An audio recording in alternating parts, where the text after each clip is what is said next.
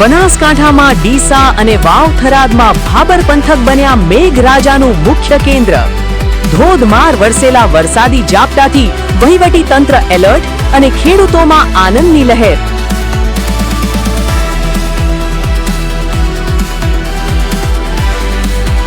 પાલનપુરમાં કાટમાળ બન્યો ખજાનાની શોધનું કૌતુકપૂર્ણ મેદાન।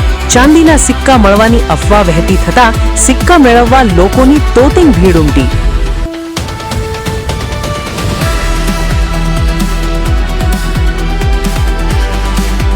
પાલનપુર નગરપાલિકાની સાધારણ સભા વિપક્ષના વિરોધ વચ્ચે શાંતિપૂર્ણ માહોલમાં સંપન્ન। એજન્ડાના તમામ મહત્વના કામો અને ત્રિમાસિક હિસાબો બહુમતીથી મંજૂર।